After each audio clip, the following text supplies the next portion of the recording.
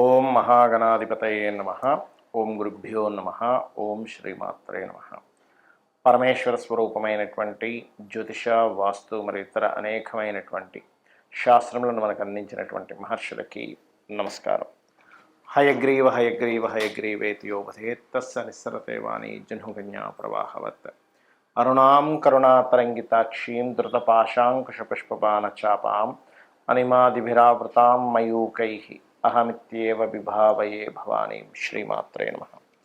ప్రేక్షకులకి ఆ లలితాంబిక అమ్మవారి యొక్క అనుగ్రహం పరిపూర్ణంగా కలగాలని మనస్ఫూర్తిగా కోరుకుంటూ, మనం ఈరోజు చాలామంది ఈ కొత్త సంవత్సరం వస్తుంది, మాకు ఆదాయ వ్యయాల్లో ఇలా ఉంది, లేకపోతే మాకు ఏలినాటి శని జరుగుతుంది, అర్ధాష్టమ శని నడుస్తుంది, అష్టమ శని రాబోతుందని భయపడుతున్నారు. అయితే మీకు ఆంగ్ల సంవత్సరం మారినా లేనట్లయితే ఉగాదికి మన ఇప్పుడు రాబోయేటువంటి శ్రీ విశ్వవసునామ సంవత్సరం వస్తున్న, గతంలో వచ్చినటువంటి క్రోధినామ సంవత్సరం వచ్చిన, మొట్టమొదటిగా మీరు అర్థం చేసుకోవాల్సింది ఏంటంటే, గ్రహాలు మారినప్పుడు దాని యొక్క ప్రభావం కొంత ఉంటుంది, ఉండదని కాదు, ఇది గోచారంలో. కానీ మీ పర్సనల్ చార్ట్లో ఎలా ఉంది, అసలు మీరు ఎటువంటి పాటిస్తే ఏ లగ్నం వారు ఎటువంటి ఇబ్బంది లేకుండా హాయిగా సంతోషంగా లాభదాయకంగా ఉంటారు, ఏ లగ్నం వారు లేదా లగ్నం తెలియని వారు రాశి వారు అనే విషయాన్ని ఇప్పుడు మనం తెలుసుకుందాం. ధనుర్లగ్నము ధనస్సు రాశి. ఈ ధనస్సులో ఉండేటువంటి నక్షత్రాలు కనుక చూసుకున్నట్లయితే మూల, పూర్వాషాఢ, ఉత్తరాషాఢ ఒకటో పాదం ఉంటుంది. అయితే ఎవరు ఏ ధ్యానం చేసుకోవాలనేటువంటి విషయాలు చెప్తుంది నేనైనప్పటికీ కూడా చెప్పిస్తుంది సాక్షాత్ లలిత అమ్మవారిగా భావిస్తూ, ముఖ్యంగా మూలా నక్షత్రం వారు గణపతిని ఎంత ధ్యానం చేసుకుంటే అంత మంచిది. ఓం ఘం గణాధిపతయే నమః అనే నామస్మరణ చక్కటి ఫలితాలు ఇస్తుంది. అలాగే పూర్వాషాఢ, ఉత్తరాషాఢ నక్షత్రాలు ఉంటాయి. పూర్వాషాఢ నక్షత్రం వారు అమ్మవారిని అందులో ప్రధానంగా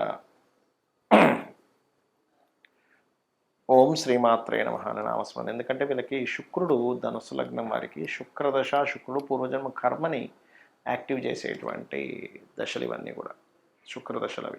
అందుకని శుక్రమహాదశ జరుగుతున్నట్లయితే ధనుర్లగ్నం వారు మరింత ఎక్కువగా చేసుకోవాలి అమ్మవారి ఆరాధన. అదేవిధంగా ఉత్తరాషాఢ నక్షత్రం వారు మీరు సూర్యుడు ధ్యానం చేసుకుంటూ సూర్యుడికి కొంచెం అరగబావిన గంధం కొద్దిగా వేసి ఆ నీటితో గనక అర్ఘ్యం వదిలినట్లయితే చాలా చక్కటి ఫలితాలు వస్తాయి.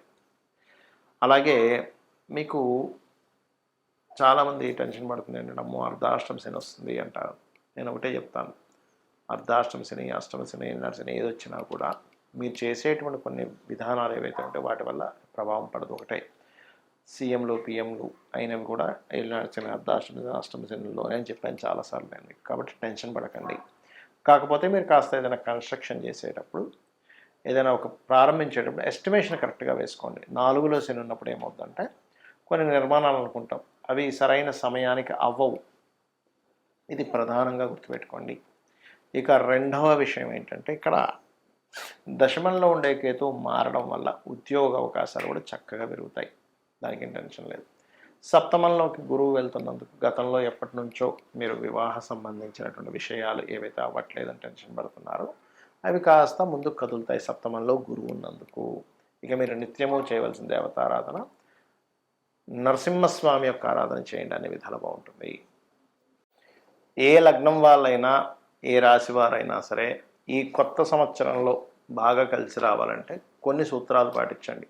మీకు ప్రతిసారి ఎదురు చూస్తూ ఉంటారు, ఈ సంవత్సరం నుంచి బాగుంటుందేమో, ఇంకో సంవత్సరం నుంచి బాగుంటుందేమో, ఇప్పటికైనా నా కష్టాలు పోతాయేమో అని ఎదురు చూడటం కాదు. కొన్ని పాటిస్తే ఖచ్చితంగా క్లియర్ అవుతాయి. ఏమిటవి అంటే, ఒకటి, ఈ గ్రహాల యొక్క ప్రభావం అంతా కూడా మన కర్మని ఆధారం చేసుకుని అవి ప్రభావితం, అంటే అవి ప్రభావం చూపిస్తూ ఉంటాయి.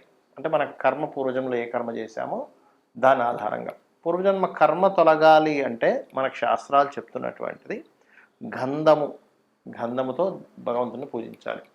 గంధం వల్ల పుణ్యం పెరుగుతుంది అంటారు. ఏమిటంటే గంధం వల్ల పుణ్యం పెరగడం ఏమిటి అంటే, ఇందులో బయటకు బాహ్యంగా కనబడేటువంటిది మనకి గంధం అరగబావి చక్కగా మనం లం పృథ్వీ తత్వాత్మనే గంధం పరికల్పయామి అని చెప్పి మనం పూజ చేస్తూ ఉంటాం పంచోపచార పూజల్లో.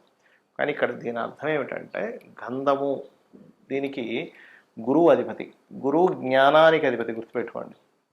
అంటే మీకు గనక జ్ఞానం వచ్చినట్లయితే ఆటోమేటిక్గా పాపం తొలగిపోతుంది. మనకు శాస్త్రాలు కూడా ఇవే చెప్తున్నాయి, అంతే కదా.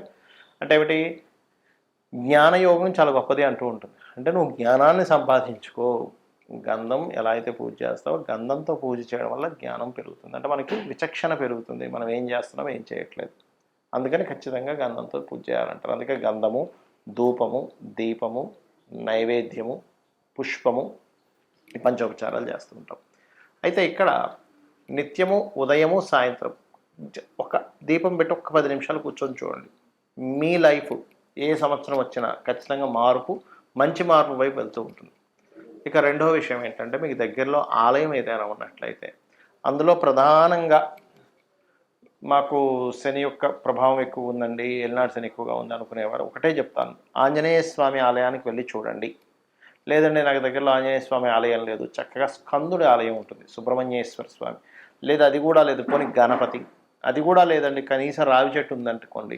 ఎందుకంటే రావి చెట్టుకి శాస్త్రాల్లో కర్మ విపాకం లాంటి గ్రంథముల్లో చెప్పినటువంటిది ఏమిటి అంటే, చాలా స్పష్టంగా అందులో బ్రహ్మ విష్ణు శివాత్మకమైనటువంటిది అని చెప్పడం జరిగింది. కాబట్టి రావి చెట్టు చుట్టూ చక్కగా ప్రదక్షిణం చేయండి. రావి చెట్టు వేప చెట్టు కలిసి ఉన్నదైనా పర్వాలేదు, లేదా నరసింహస్వామి ఆలయం అయినా పర్లేదు, లేదా అమ్మవారి ఆలయం. ఎందుకంటే ఒకే పరమాత్మ ఇన్ని రూపాల్లో ఉన్నాడు, గుర్తుపెట్టుకోండి. అయితే మరి ఇవే ఎందుకు చెప్పారండి, ఇంకా వేరేవి కూడా చెప్పొచ్చు కదా, ఇంకా చాలా ఉన్నాయి కదా అంటే, శని యొక్క ప్రభావాన్ని, మీ కర్మ యొక్క ప్రభావాన్ని తగ్గించేటువంటిది వీటికి ఉంటుంది. ఎందుకు అంటే ఈ దేవతా ఆరాధనకి ఉష్ణ సంబంధించినటువంటి, ఫైరీ రిలేటెడ్ సంబంధించినటువంటి ఇప్పుడు ఆ తత్వం ఉంటుంది. ఇప్పుడు శని భగవానుడి యొక్క ప్రభావం ఉంది అనుకోండి ఉదాహరణకి, దాని గురించి టెన్షన్ పడకండి, చెప్తున్నాను నేను ఉదాహరణ. అది కోల్డ్, మీరు గమనించండి, ఎవరికైనా జన్మజాతకంలో శని ప్రభావం వారి మీద ఉందనుకోండి, వాళ్ళకి జలుబు చేయడం ఎక్కువగా, లేదా బద్ధకము, నీరసము, ఇవి ఎక్కువగా ఉంటుంటాయి కామన్గా. సరే తర్వాత చేద్దాం, పోస్ట్ పోన్ చేయడం, ఇది కోల్డ్ రిలేటెడ్ సంబంధించింది, ఇది హీట్ రిలేటెడ్ సంబంధించింది. హీట్ ఎక్కడైతే ఉంటుందో కోల్డ్ రిలేటెడ్ తగ్గుతుంది. అలాంటప్పుడు అందుకే ఏం చెప్తారు, ఎక్సర్సైజ్ చేయండి, వాకింగ్ చేయండి, ఏదైనా గేమ్స్ ఆడండి, ఇవన్నీ చెప్తూ ఉంటారు. ఎందుకు అంటే దాని ప్రభావం పోవాలి, మార్స్ రిలేటెడ్ ఎనర్జీ పెరగాలి అనేటువంటి భావంతో. సో ఏదైనా ఆలయానికి వెళ్ళడం, గోశాలకు వెళ్ళి గోవులకి ఏదైనా తినిపించడము, ఏదైనా ఆలయంలో సేవాది కార్యక్రమాలు జరుగుతుంటే అక్కడికి వెళ్ళి మీ సేవ ఏదైనా చేయడం. ప్రత్యేకంగా ఇప్పుడు మనకి ఈ ఎండాకాలంలో చలివేంద్రాలు అవి పెడుతూ ఉంటారు, లేకపోతే ఒక చిన్న కొండ ఒకటి పెట్టుకుని ఎవరికి నీళ్ళు కావాలంటే కూడా ఇస్తూ ఉంటే కూడా పితృదేవతల యొక్క అనుగ్రహం కూడా కలుగుతుంది. పక్షులకి నీళ్ళని పెట్టడం, ఇవి చేశారంటే 100% మీది ఏ రాసైనా, ఏ లగ్నమైనా, ఏ నక్షత్రమైనా ఖచ్చితంగా మంచి ఫలితాలు మీరు పొంది తీరుతారు. శ్రీమాత్రే నమః.